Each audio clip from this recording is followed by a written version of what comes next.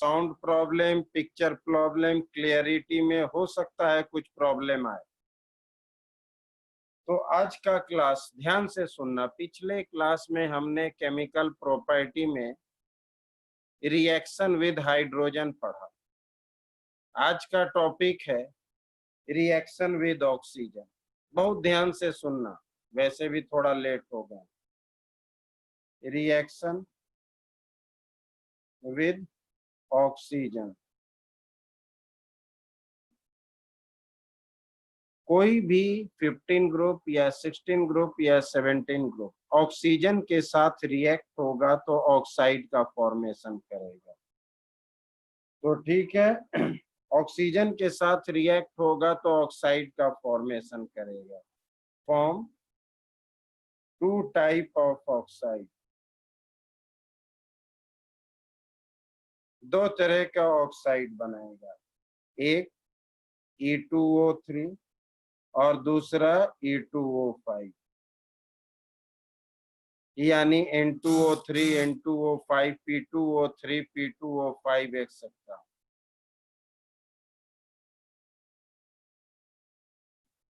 आप में से कोई चैट करके बोलो, कोई दिक्कत है? किसी की कोई चैटिंग नहीं आ रही है? सही है ना? पिक्चर साउंड सब सही है? चलिए बहुत बढ़िया, ठीक है। बस बस ध्यान देना।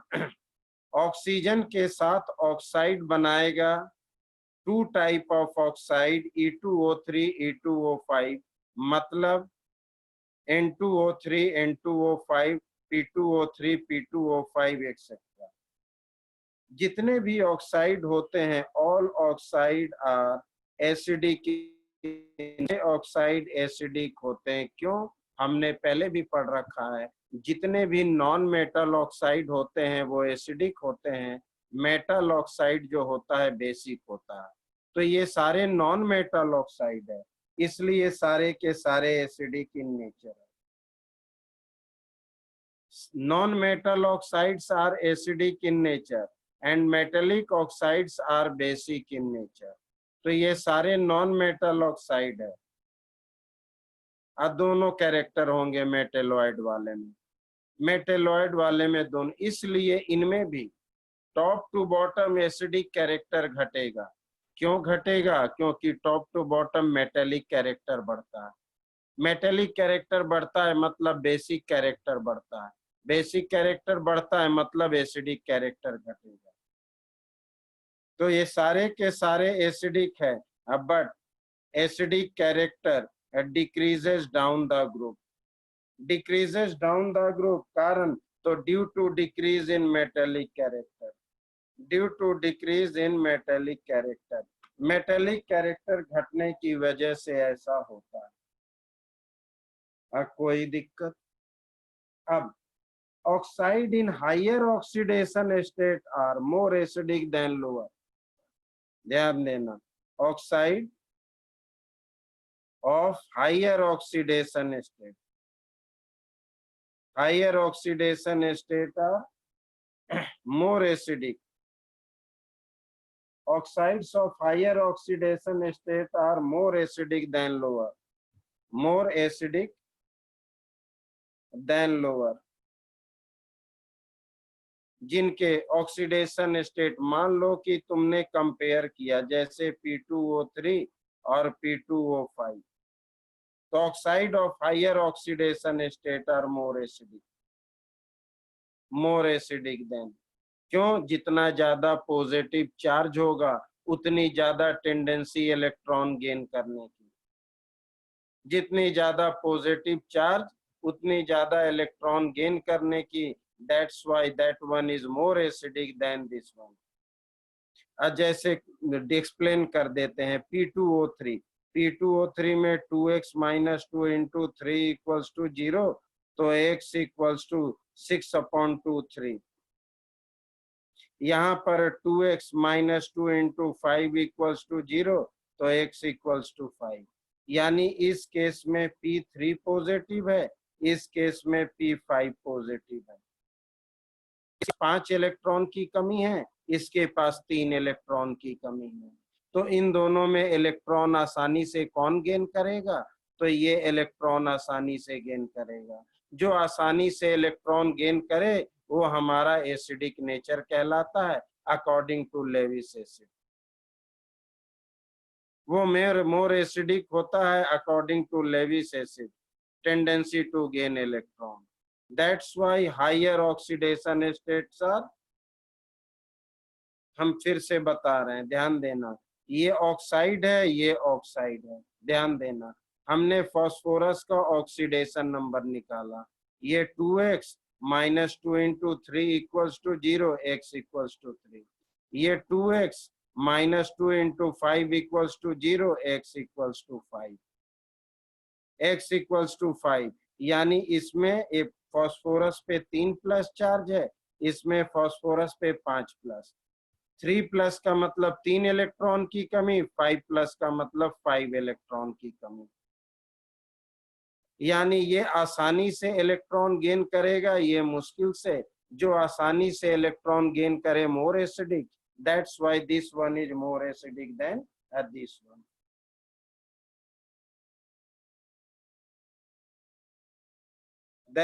This one is more acidic then this one. कोई दिक्कत? थोड़ा अंधेरा लगेगा क्योंकि ये फोन दूसरा है, ठीक है, ध्यान देना। तो ये था oxide.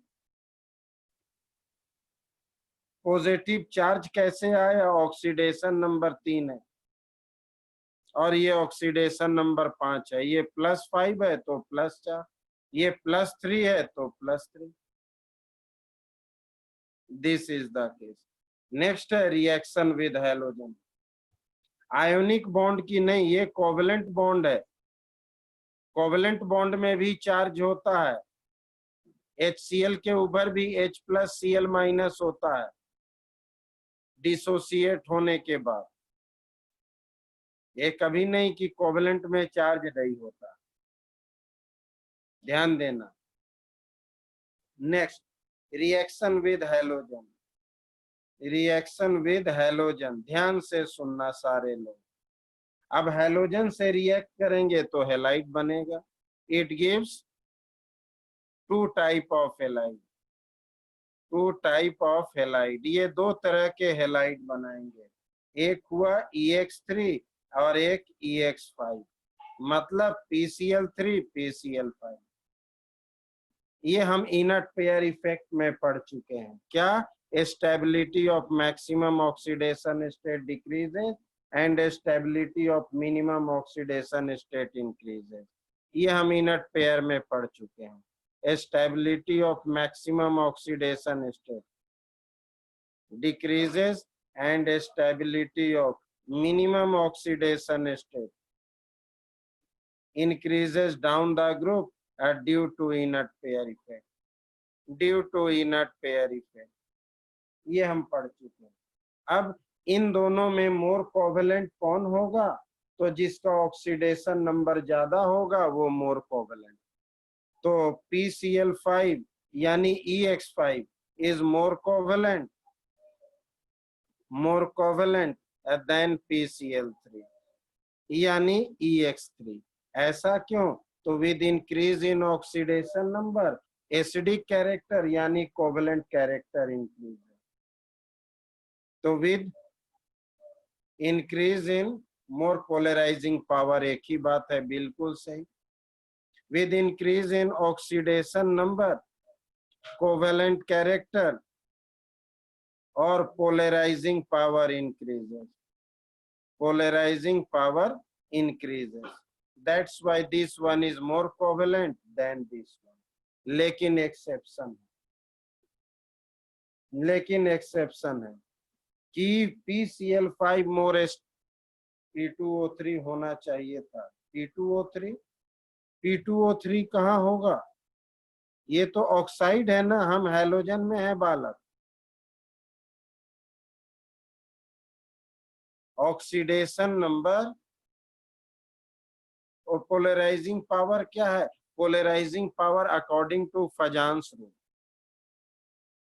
According to Fajans rule, more the charge more will be polarizing power. More the charge, more will be polarizing power.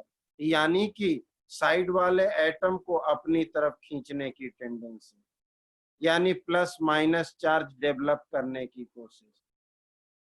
11th में पढ़े थे फजांस रूल में कि स्मॉलर कटायन लार्जर अनायन मोर कोवेलेंट पावर, या मोर the charge more will be covalent power. ठीक, तो ये था हमारा हैलोजन का केस। लेकिन एक एक्सेप्शनल है, एक्सेप्ट BiF3। हमने कहा 5 वाला मोर कोवेलेंट है, मोर पोलराइजिंग है 3 वाले से, लेकिन except BiF3, bismuth trifluoride, highest electronegative और ये लार्जेस्ट साइज की वजह से, which is covalent in nature, is covalent in nature, covalent in nature, ये हमारा कोवेलेंट है बिस्मथ ट्राइफ्लोराइड को छोड़कर।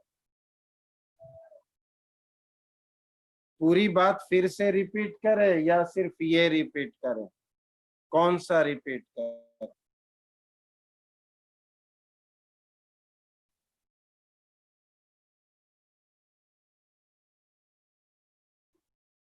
हमने कहा कि जितना ये केस है हैलोजन वाले में, ध्यान से देखना, ऑक्साइड वाले में किसी को प्रॉब्लम है? ऑक्साइड वाले में किसी को प्रॉब्लम है?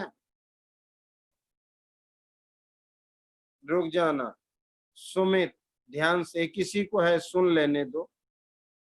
जब भी ये ऑक्सीजन से रिएक्ट करेगा दो ही तरह के ऑक्साइड बनाएगा, दो ही तरह के ऑक्साइड बनाएगा, ये दिमाग में रखो।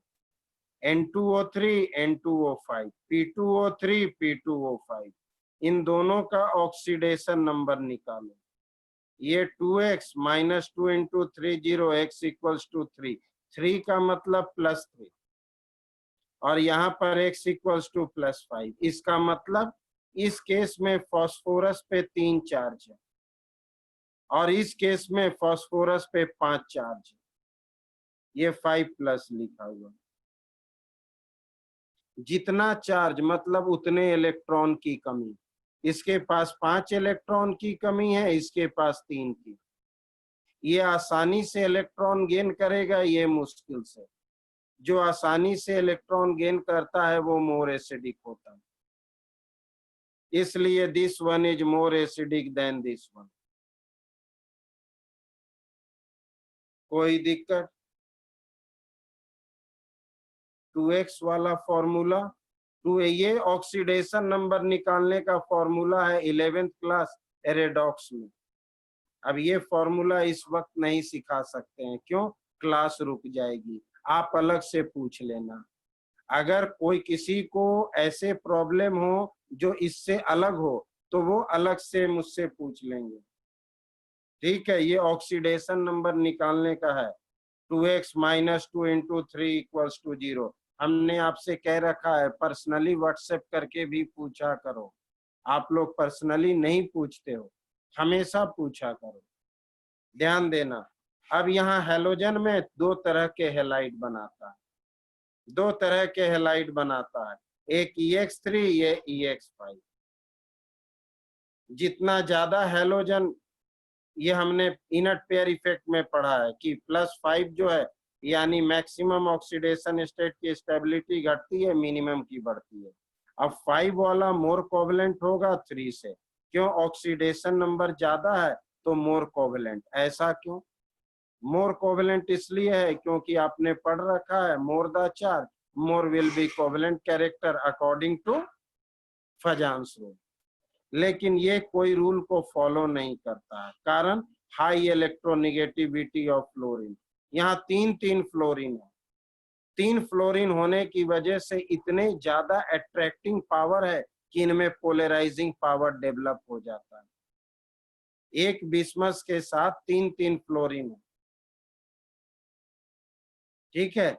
इसलिए ये इतना ज्यादा स्ट्रॉन्ग हाईएस्ट इलेक्ट्रोनेगेटिव कैरेक्टर है, इसलिए ये कोवेलेंट बॉन्ड को अपनी तरफ पोलराइज कर लेता है इसलिए this one is covalent in nature.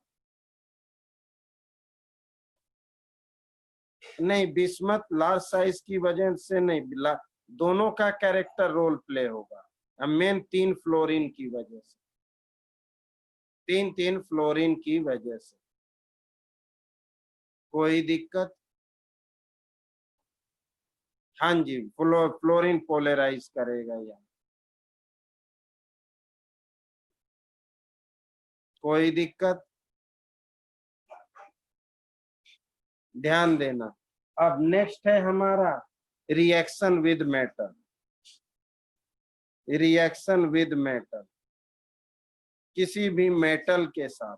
तो नॉन मेटल अगर मेटल के साथ रिएक्शन करेगा तो उस वक्त उस पे नेगेटिव चार्ज बनेगा। नॉन मेटल अगर किसी मेटल के साथ रिएक्ट करेगा तो उस पर नेगेटिव चार्ज बनेगा।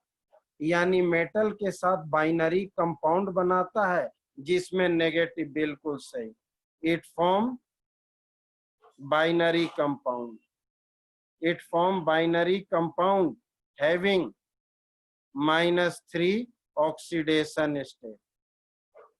माइनस जैसे कि Ca3N2 और Ca3P2 ETC। तो यहां तुम्हें सिर्फ एक पॉइंट याद रखना, बाइनरी का मतलब 2, 1 और 1 2, 2 तरह के एलिमेंट हो तो बाइनरी, 3 तरह के एलिमेंट हो तो ट्राइनरी।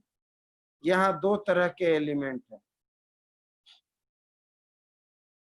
अब -5 के कंपाउंड नहीं बनते हैं मेटल के साथ, ये सिर्फ 3 ही बनते हैं,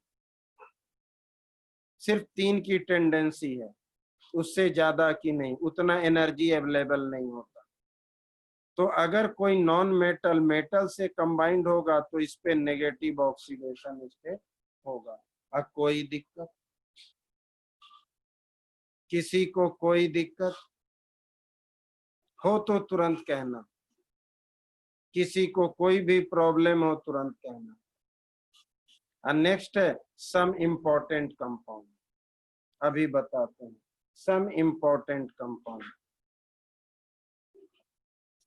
सम इम्पोर्टेंट कंपाउंड के अंदर पहला पॉइंट है डाई नाइट्रोजन।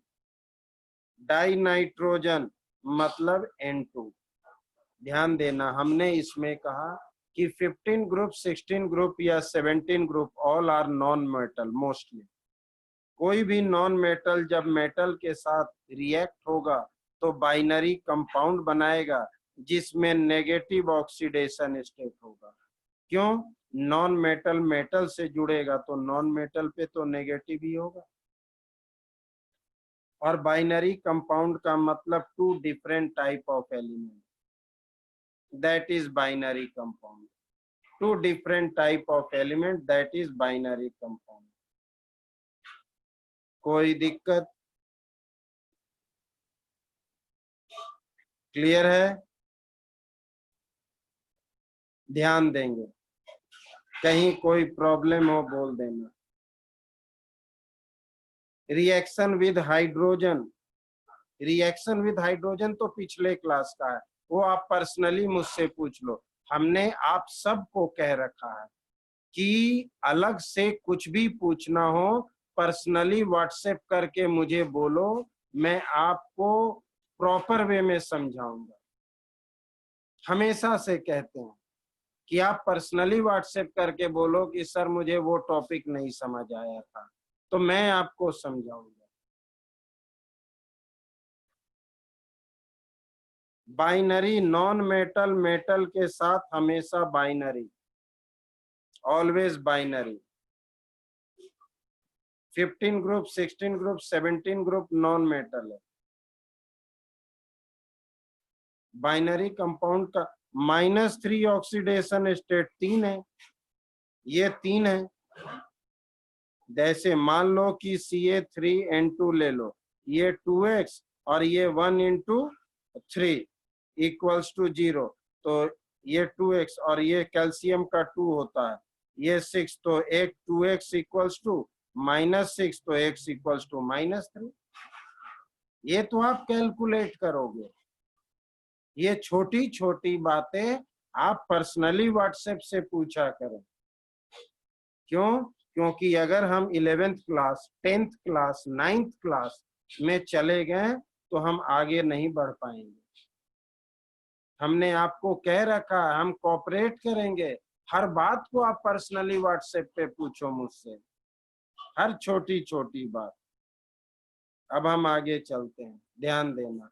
नाइट्रोजन, अब हमें इंपॉर्टेंट कंपाउंड के प्रिपरेशन प्रॉपर्टीज पढ़ने हैं।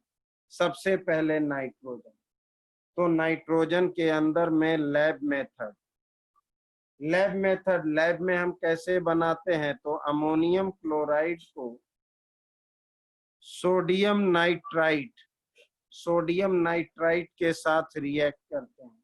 ध्यान देना, तो सबसे पहले NaCl अलग, फिर वाटर अलग, तो N2 अलग, तो N2 भी निकला, NaCl भी निकला और वाटर भी निकला। Simple reaction. ये प्योरेस्ट फॉर्म बनाना हो नाइट्रोजन का, प्योरेस्ट फॉर्म, तो बेरियम या सोडियम अजाइड, बेरियम N3 को अजाइड कहते हैं, N3 को अजाइड कहते हैं। बेरियम अजाइड या सोडियम अजाइड को हीट करते हैं, इससे मुझे जो भी मिलेगा nitrogen, this will be the purest form of nitrogen. ये कलरलेस होता है, ये ऑर्डरलेस होता है, ये टेस्टलेस होता है, इट इज नॉन टॉक्सिक होता है। कोई दिक्कत? लैब में,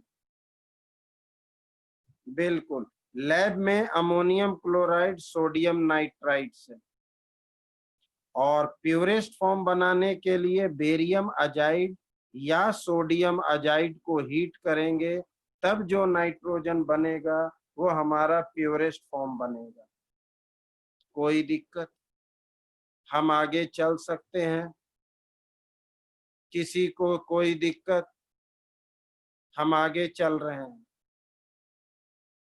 ठीक है, बोलना जरूर लेकिन।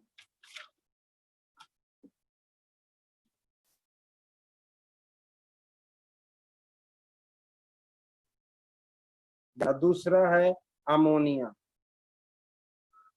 अमोनिया यानी कि NH3, बहुत ध्यान से देखना और पूछना। लार्ज स्केल पर अमोनिया कैसे बनता है, तो हेबर प्रोसेस से लार्ज स्केल में बनता है। लार्ज स्केल में कैसे बनता है? वेरी सिंपल, 10th से पढ़ते आ रहे हैं। N2 + 3H2 gives 2NH3। इस तरीके से बनता है, लेकिन बहुत स्लो प्रोसेस।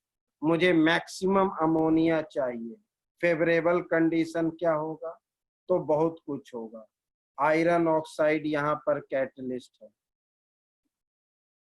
तो ये तेजी से बनेगा। और 280 ATM प्रेशर और 700 केल्विन टेम्परेचर डालेंगे तो बहुत तेजी से बनेगा।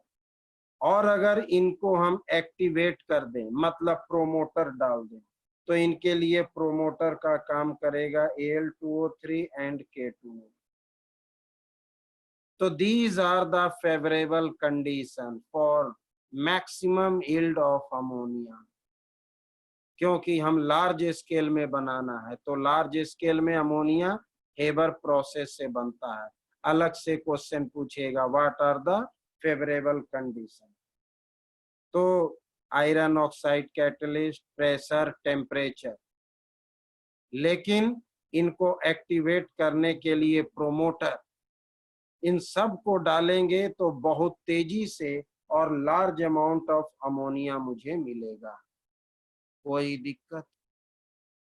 अब ये जो अमोनिया हमें मिला, इनका नेचर क्या होगा, तो highly soluble in water, highly soluble in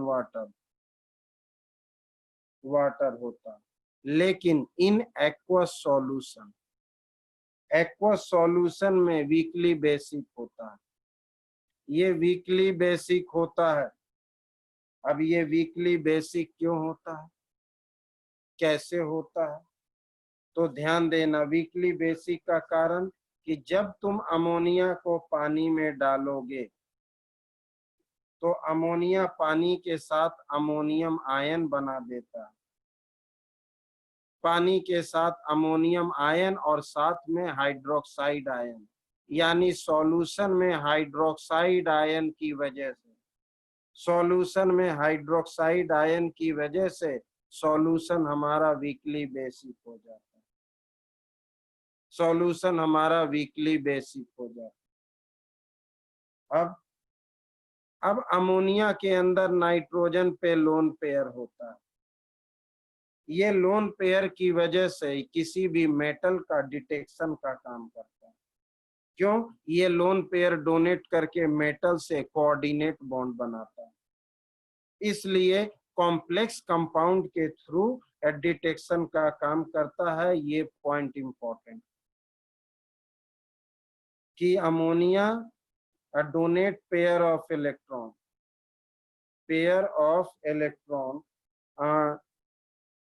pair of electron to form complex, और इस तरह से वो कॉम्प्लेक्स का फॉर्मेशन करते हैं। इसलिए डिटेक्शन ऑफ मेटल में used as detection of metal, used as detection of metal, metal का डिटेक्शन का काम करता है। जैसे अगर तुमने कॉपर आयन के साथ अमोनिया को रिएक्ट किया तो ये तुम्हें CuNH3 होल 4 2+ दे देगा, ये डीप ब्लू कलर होता है। तो अगर अमोनिया किसी मेटल के साथ डीप ब्लू बनाया, it means that metal will be copper, that metal will be copper. उसी तरह से सिल्वर आयन, जैसे सिल्वर क्लोराइड ले लिए और अमोनिया से रिएक्ट कर दिया, तो यहाँ पर ये कॉम्प्लेक्स बना देगा NH3 का होल 4 Cl, और ये तुम्हारा कलरलेस यानी व्हाइट कलर। ये हमारा व्हाइट PPT था,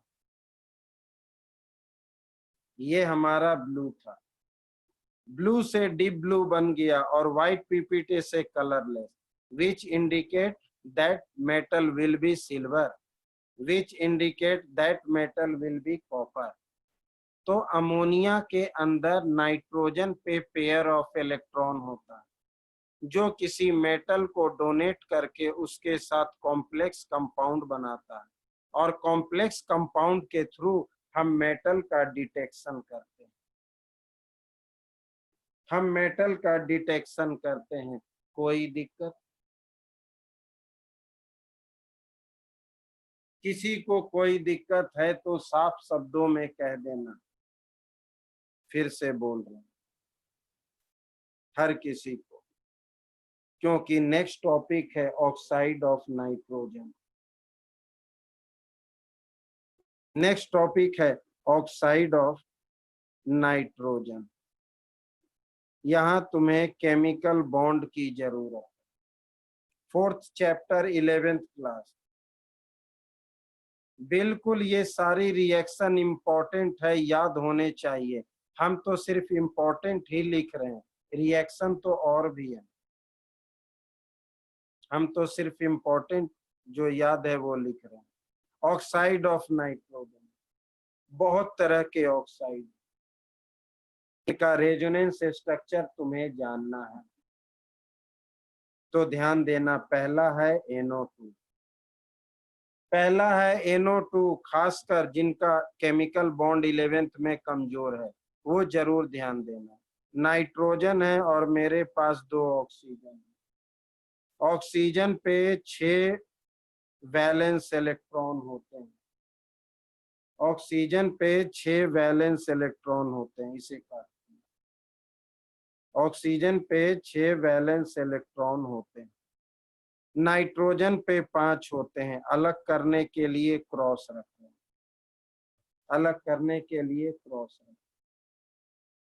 ये इसने 2 इलेक्ट्रॉन लिए, ये इसने 2 इलेक्ट्रॉन लिए, दोनों का ऑक्टेट पूरा हो गया।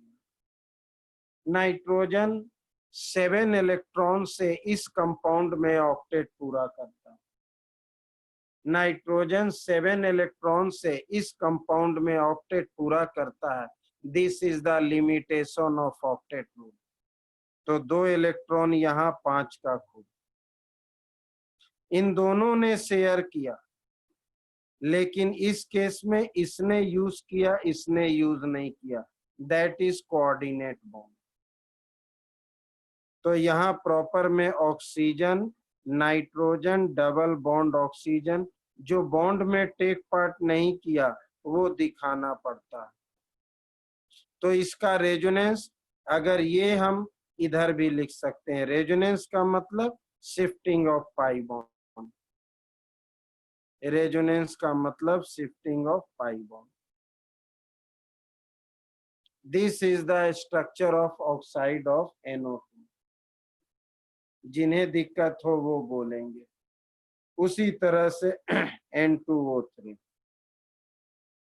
उसी तरह से N2O3 2 नाइट्रोजन है 3 ऑक्सीजन है, 2 नाइट्रोजन है 3 ऑक्सीजन है। हमने कहा आपसे ऑक्सीजन में 6 इलेक्ट्रॉन होते हैं, ऑक्सीजन में 6 इलेक्ट्रॉन होते हैं वैलेंस शेल में। नाइट्रोजन में 5 होते हैं, नाइट्रोजन में 5 होते हैं।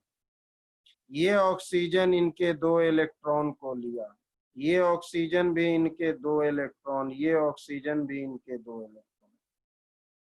पहले ऑक्सीजन, बाद में सेंट्रल मेटल,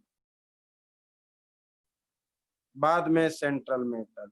N2O में हमने कहा नाइट्रोजन जो है 7 इलेक्ट्रॉन से बॉन्ड बनाता है, बाकी कहीं नहीं। N2O3 क्योंकि एक्सेप्शनल केस है। बाकी N2O3, N2O4, N2O5 में 8 इलेक्ट्रॉन से ऑक्टेट पूरा करता है।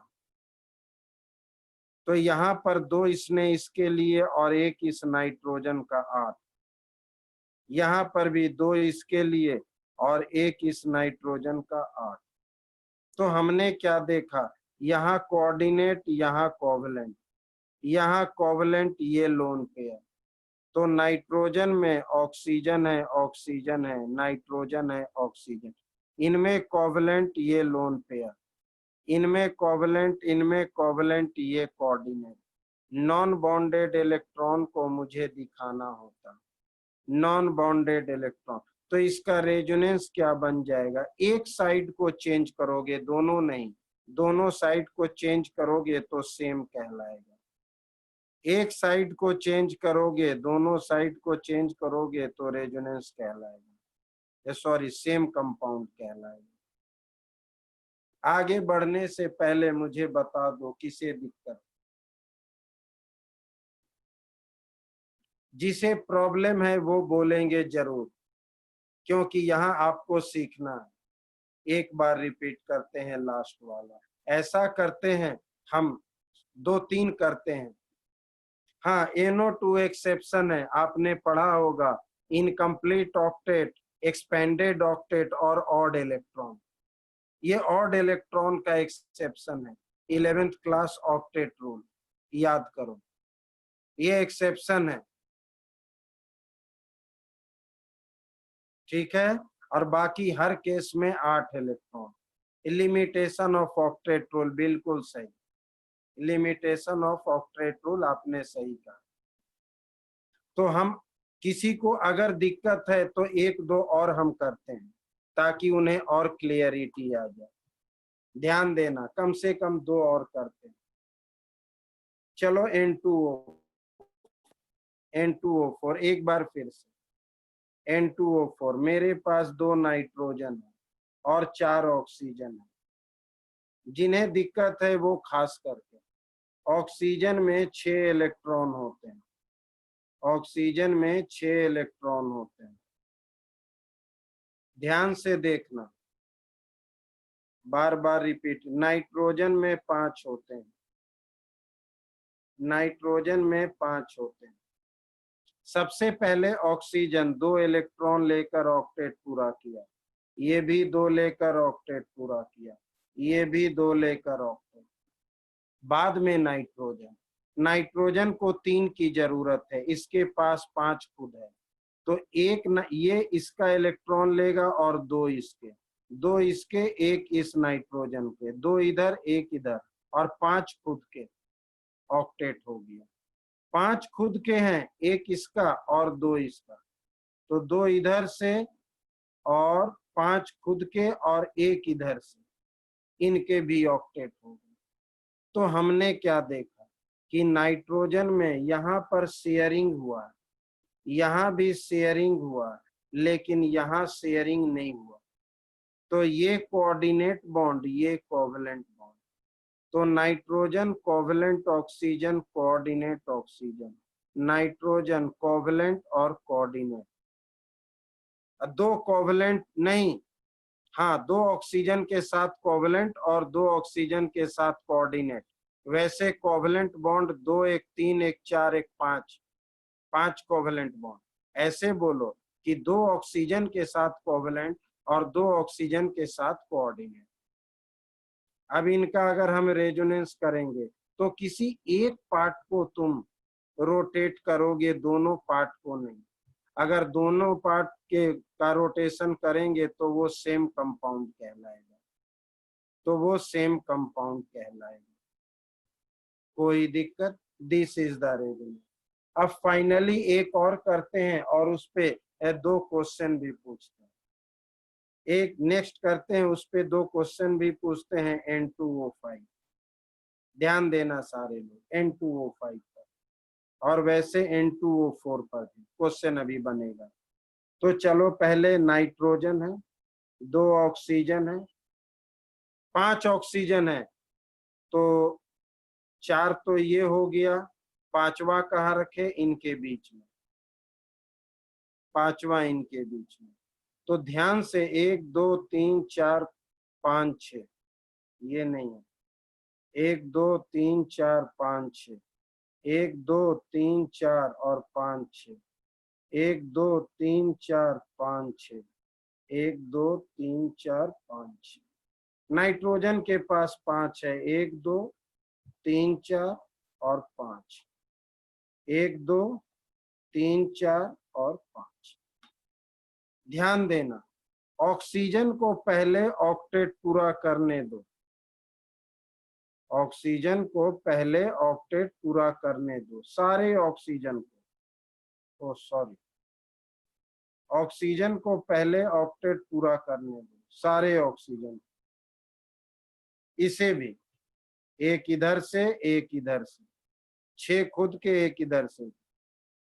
अब नाइट्रोजन को 8 की जरूरत है, 5 खुद का है, तो 2 इसके 1 इसके। हम बार बार ये लेते हैं, मर्जी तुम्हारी, तुम इधर से भी ले सकते थे, इधर कोवलेंट बनाकर इधर कोऑर्डिनेट कर सकते हो, मर्जी तुम्हारी।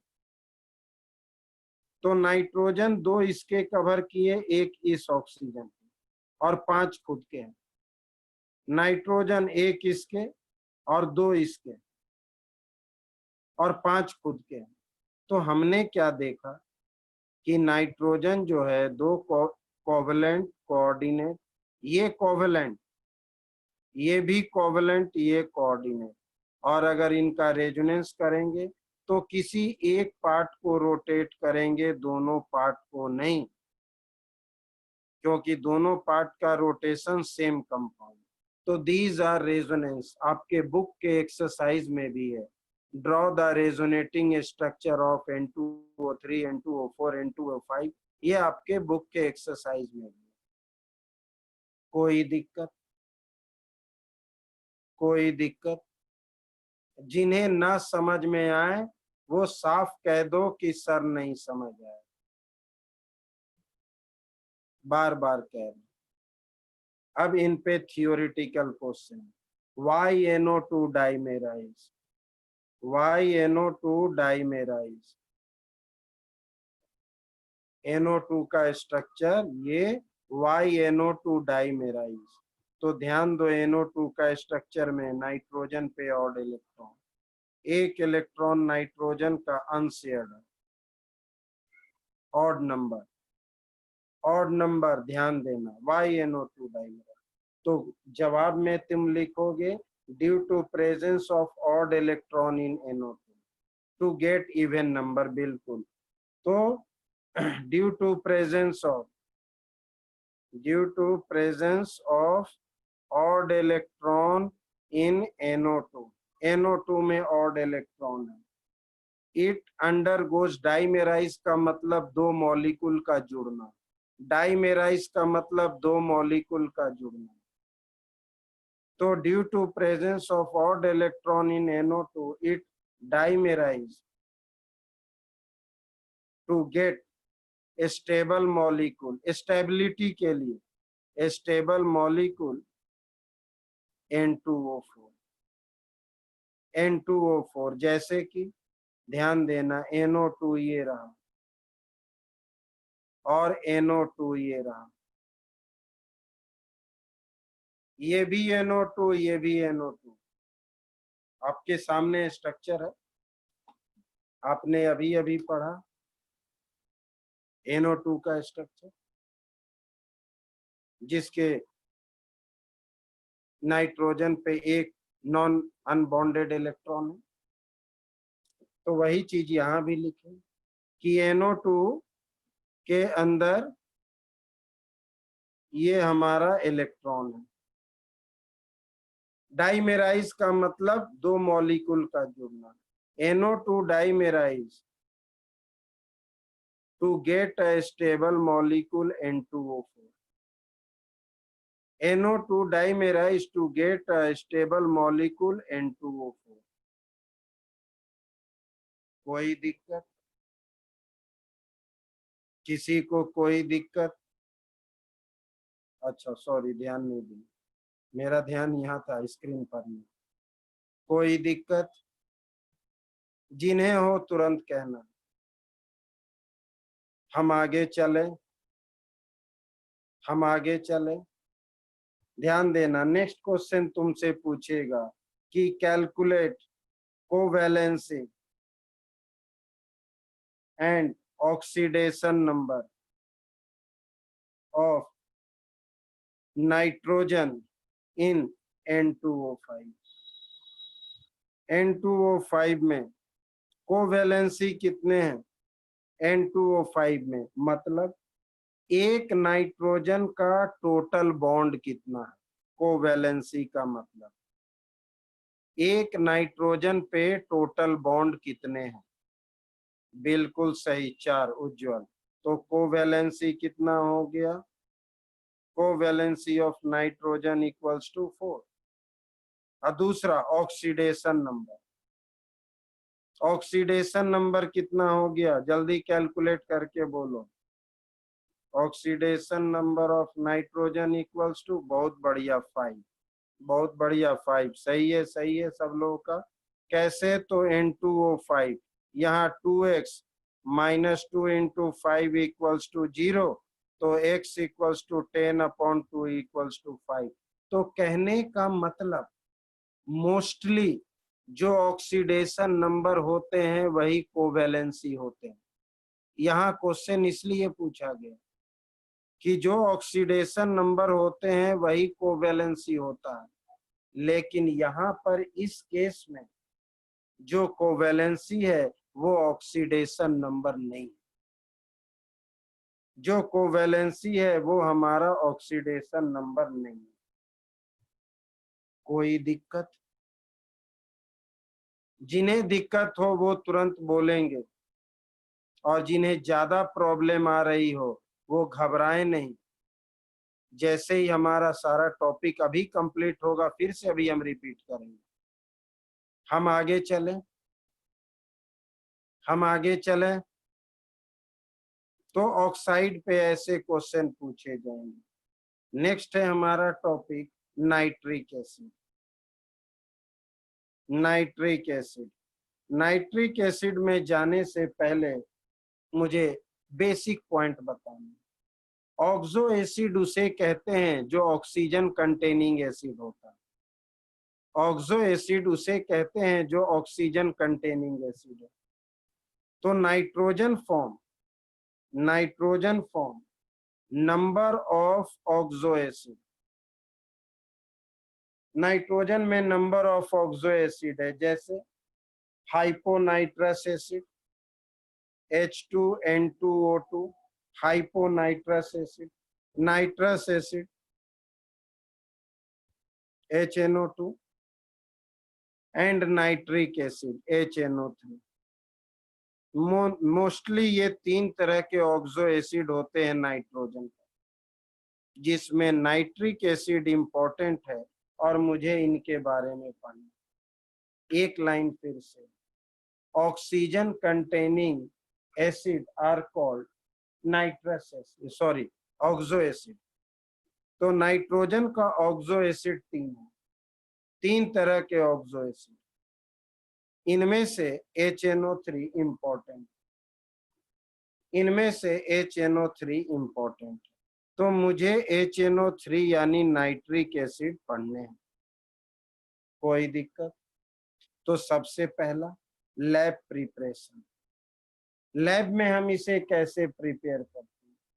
तो वेरी सिंपल, पोटेशियम नाइट्रेट और सोडियम नाइट्रेट को H2SO4 के साथ, पोटेशियम नाइट्रेट या सोडियम नाइट्रेट KNO3 या NaNO3, पोटेशियम नाइट्रेट या सोडियम नाइट्रेट को H2SO4 के साथ रिएक्ट करेंगे, आयन एक्सचेंज कर दो, बस आयन एक्सचेंज कर दो, यानी इसको और इसको आपस में एक्सचेंज कर दो।